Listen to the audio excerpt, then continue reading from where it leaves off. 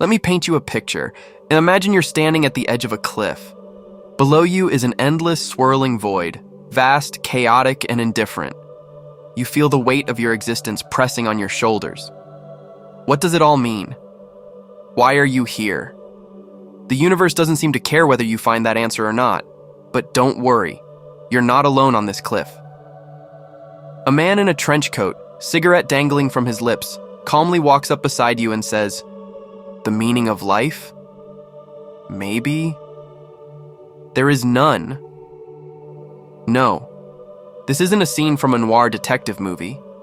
That man is Albert Camus, and he has a wild idea that might just set you free. Camus didn't believe in life's meaninglessness as something tragic. He believed it was a gateway to a different kind of liberation. He saw absurdity as a friend, not an enemy. In this video, I'll take you through his revolutionary way of thinking, how it can change your perspective on life, and most importantly, how you can live purposefully without chasing some grand cosmic meaning. But there's a twist. To fully grasp Camus's secret, you'll need to hang on until the very end.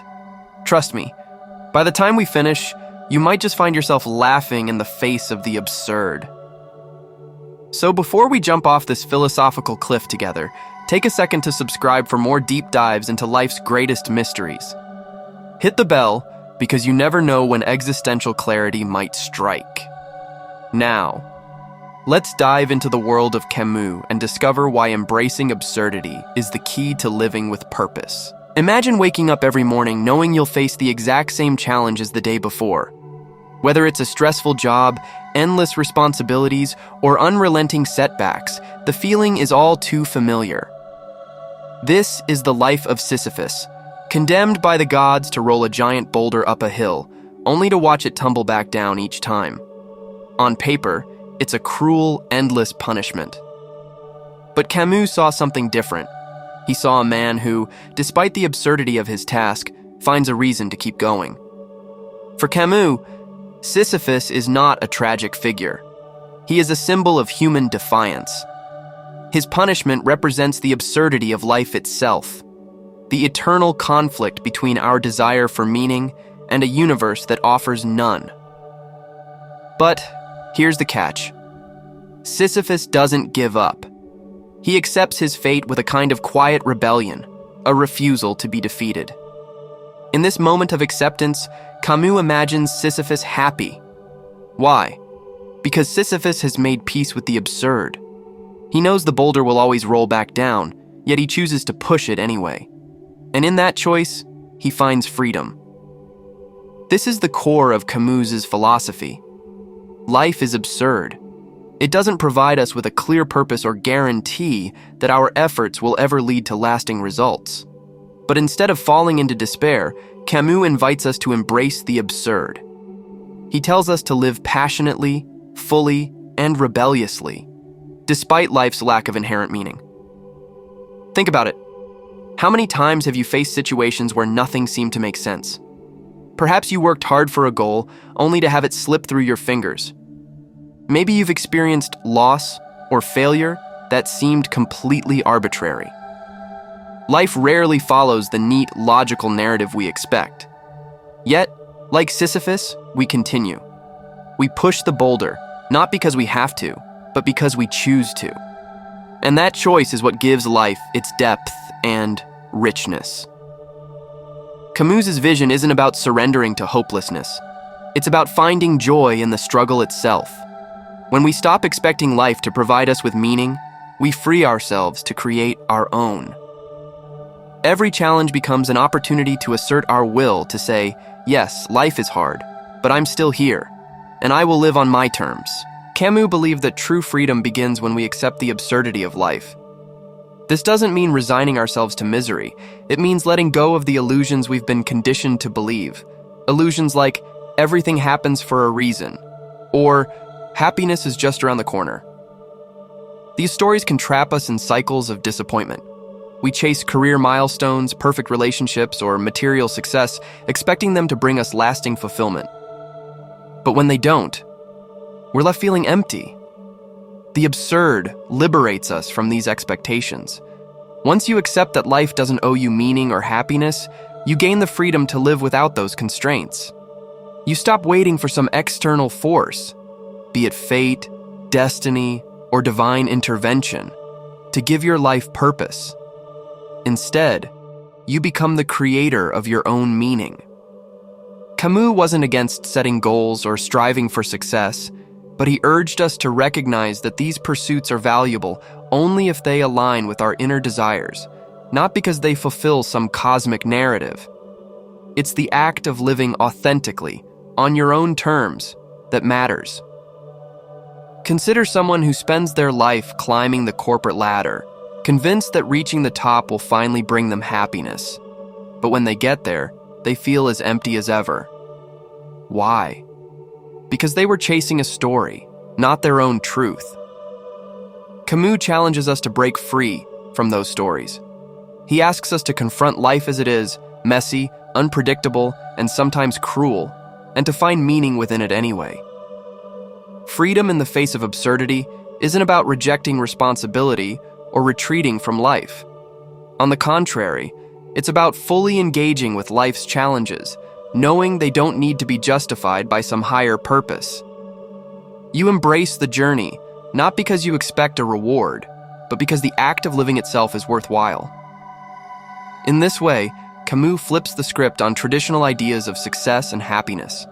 You no longer need to prove yourself to anyone. You don't have to fit into society's expectations.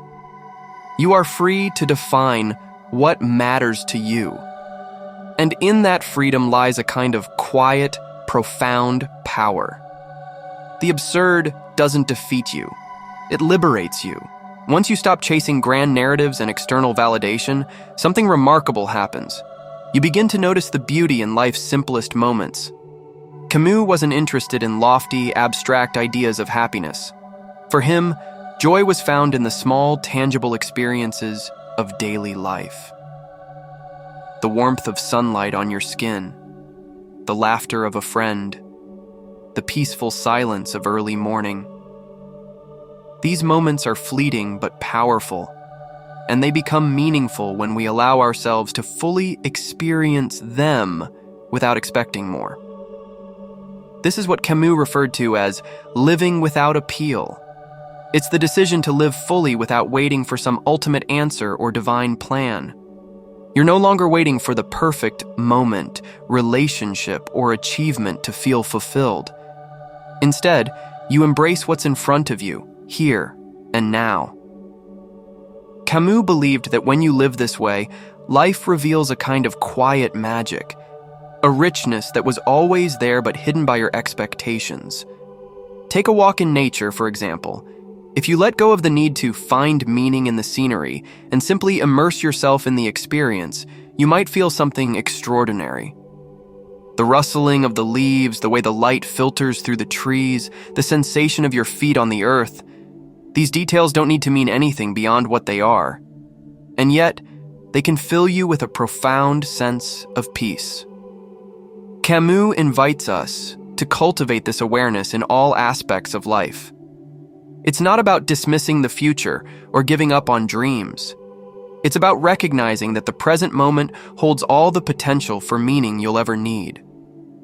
The challenge is to stop being distracted by illusions of what life should be and instead appreciate what life is. This doesn't mean life will always be joyful. Pain and hardship are inevitable.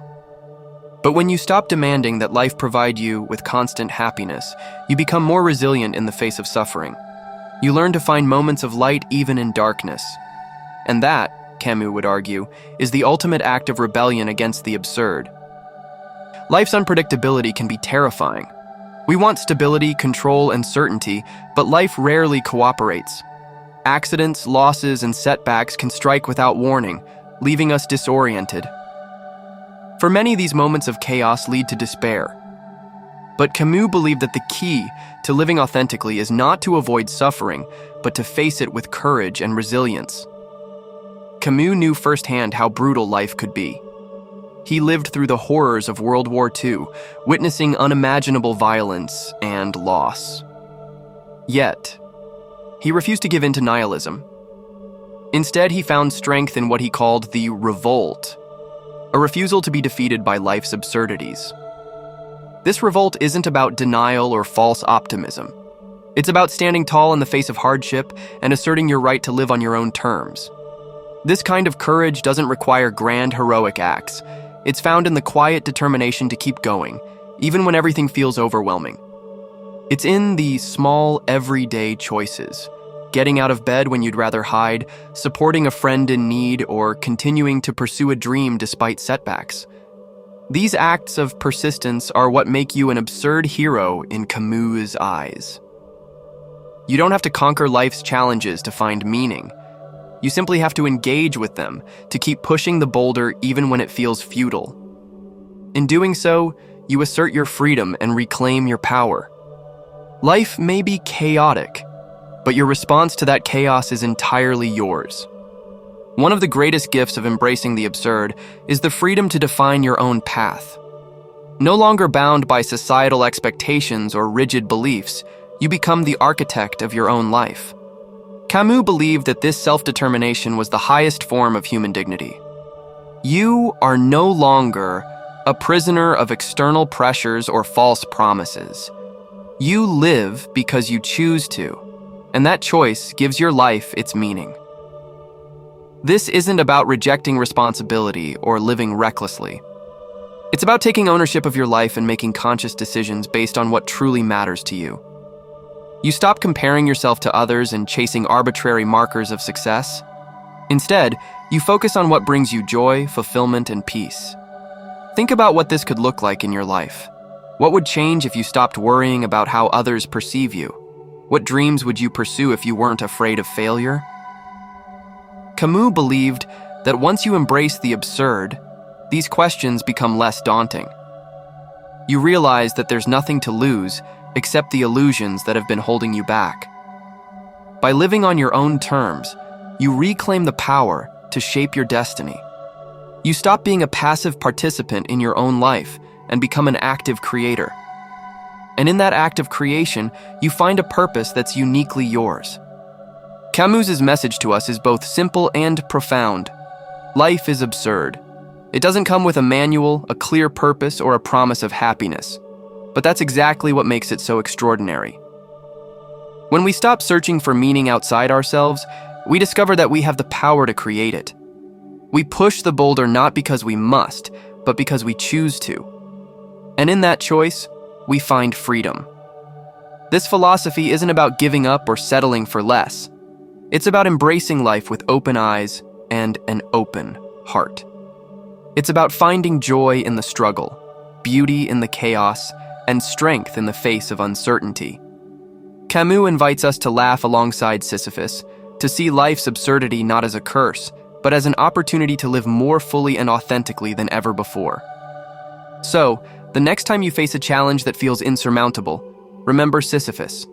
Smile at the absurdity of it all and keep pushing. You're stronger than you realize. And if this message resonated with you, take a moment to like this video and subscribe for more explorations into the mysteries of life and philosophy. Let's keep walking this path together. One step, one boulder, one moment at a time.